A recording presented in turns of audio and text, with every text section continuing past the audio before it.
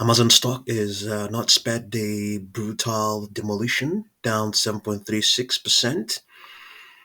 You know very well what's going on, but it has recovered some ground. There was this intraday low of 176.92, currently now at 181.62. Unfortunately, Amazon really doesn't have enough to negotiate to see if it could be spared some of these tariffs, unlike maybe say Apple can say, yeah, I'm going to bring back some manufacturing. Nvidia can say, I'm going to bring back some manufacturing. But Amazon is dealing with a lot of parties. Indeed, they could find some things to negotiate with. We have here Forbes are saying Amazon in particular stands to be significantly affected as its online shopping marketplace is heavily dependent on goods sold by third-party merchants in China who supply a significant portion of the goods sold on Amazon. These tariffs could therefore drive up landed costs for a large portion of Amazon's inventory. Consequently, a trade war could also ignite inflation, weigh on the broader U.S. economy and consumer spending. So yeah, Amazon stock is immune to economic downturns and could see a substantial losses. Could face substantial losses. In 2022, it lost 50% within a few quarters. Okay, yeah. So this begs the question: if a downturn similar to the one we saw in 2022 were to materialize, could Amazon stock, which was around 240 in February, potentially plummet to 120?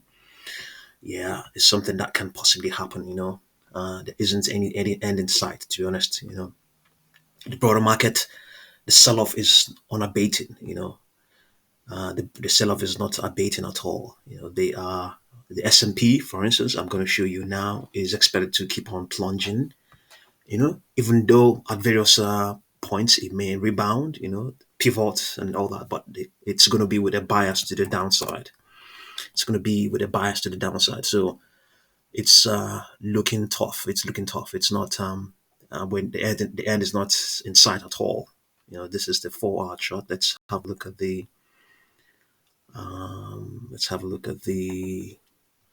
daily chart. Yeah, yeah. We have projections going all the way down to 17th of April. Yeah, but you have here downward projections. They're not in play at the moment, but they were there. Okay. This is in play. We have 5141. Even lower prices are here in play. Not no, this is not yeah, 5145 is 5143 is in play, but these older downward projections they are still relevant. They're still relevant. It's something that can be retested. So we're talking about 4,000 and some fraction. That is, it's 4,000 and some fraction is what is expected that the S&P will there print down towards. Let's see here. We have this is the weekly chart. We have here 4469 was 4469 was in play as of the July of last year. It could still be tested. It could still be tested. We have let's say weakness is expected to remain in place and maybe begin to pick up by early or late May. But if you have a look at the monthly chart, you see something totally different. Here we have let's see now, weakness projected. We have, okay, what do we have here? Down projection of 2480. Maybe not. We have weakness is expected to remain in place up till early June of next year, and then begin to pick up by early August of next year. So the end is not in sight at all. The end is not in sight. You know, unless Trump is impressed, and I don't know if he begins to reverse it anytime later than soon. Anytime if he begins to reverse the tariffs anytime later than soon, that things will, stop. It will stall the plunge that we are facing. We are imminently going to deal with. You know, but at the same time as well, the broader market has seen a whole year of non-stop of bullish push. The whole 2024 continuously rallying. So at some point it has to cool off, even without the Trump tariffs and all that. Yeah. So that's what we're dealing with now. It's a brutal reality we are facing now. Let's get back to Amazon.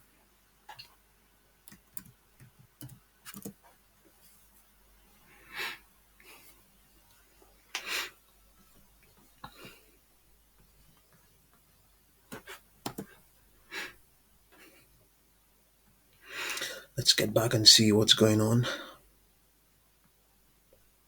Let's have a look at the news.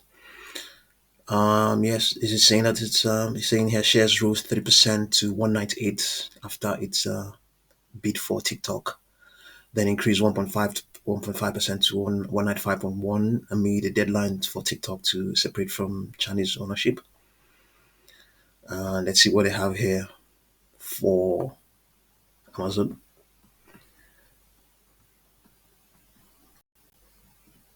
I just feel it doesn't have enough grounds to negotiate. What he did, like I mentioned earlier on, he could indeed find a way to negotiate, but it just has so many partners. It's well, there could be a way. Let's see now. Amazon just entered the TikTok bidding war, and so did the founder of OnlyFans. Amazon just crashed the TikTok party alongside an unexpected bid for the founder of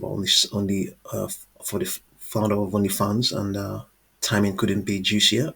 With an April 5th deadline looming, pressure is on for ByteDance to divest TikTok's US operations or face a nationwide ban. Amazon is reportedly making a late stage move to acquire the app, reigniting its long-standing ambition to build a social media ecosystem. Meanwhile, Tim Stokely, now heading up a new creator first platform called Zoop, has teamed up with crypto-backed HBAR Foundation in a bid that aims to flip the script, shift control to creators, and give them a bigger cut of the value they generate. The Zoop team has already sent its proposal to the White House, just as investor interest hits a fever pitch. Okay, that sounds good. Yeah, more value to content creators. Behind the scenes, U.S. Government is running what's essentially a high stakes merger acquisition auction. JD Vance is coordinating with multiple investors, including a consortium backed by Oracle and private equity names like Blackstone and Andreessen Horowitz. Their goal: carve TikTok out from ByteDance and bring Chinese ownership below the 20% legal threshold. For now, four groups remain in talks, and insiders suggest there could be flexibility on the deadline if needed, but time is running out and markets are watching. The potential buyers aren't just chasing users, they are betting on control of one of the most powerful digital influence machines on the planet. Amazon's bid signals more than just a defensive move, it's a long term play to own the next generation of attention. Having shelved its own TikTok like feature earlier this year, this could be its second shot at building a youth focused social layer on top of its commerce engine. Yeah, that's what's going on right now. Let's return and see what's going on here on Think and Swim. Yeah, we've seen it, break through the upper line of its pressure and has returned back. Let's see the 4 hour chart and see what's going on there as well.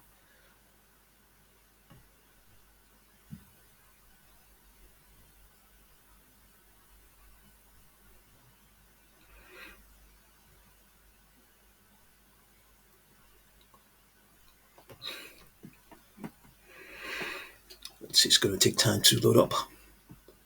It's going to take time. So We can this is the okay. Let's get here and have a look at the 1 minute chart.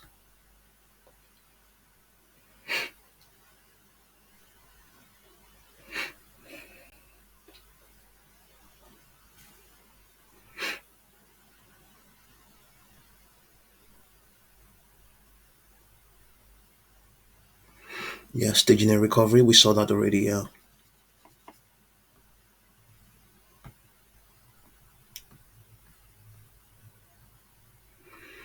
the 10 period moving average serving as a primary demand line. Upper projections 183.29 and even higher.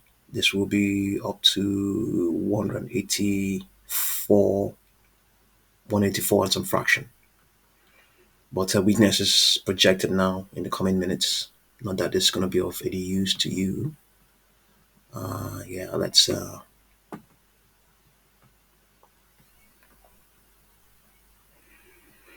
So yeah, this is a daily chart. No strength is expected to come back in. We're expected to see weakness continuously all the way towards the 18th of Wednesday, the 18th of April.